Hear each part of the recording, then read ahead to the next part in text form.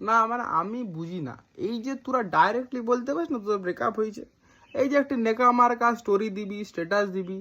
বিশ্বাস খুব মূল্যবান, ট্রাস্ট ইজ ভেরি ভ্যালুয়েবল, সবাইকে দেওয়া যায় না। একজনকে বিশ্বাস করেছিলাম, তো কেন করেছিলিস বিশ্বাস? তো কে করতে বলছিল? কে তোর মেকআপ বক্সে দিব্যি দিয়েছিল যে বিশ্বাস? কেউ তো দেয় না।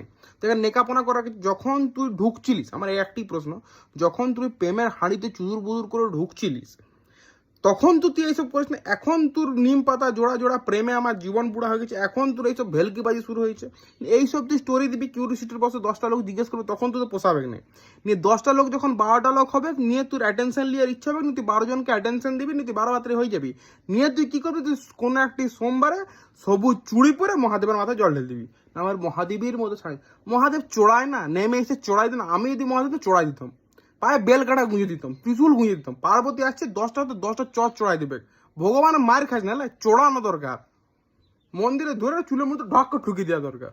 বেলকে ভাই আমি কাউকে বিশ্বাস করতে করিস না। বিশ্বাস কে তোর বিশ্বাস নিয়ে বসে আছে রে? নাই আমি করে বাড়িতে এখানটাতে গান্ডু বিশ্বাস করতে পারবো না। একজনের সাথে থাকতে পারিস না বলে তো চুদুর বুদুর করে ঢামনা ঢামনি গিরি যত মা।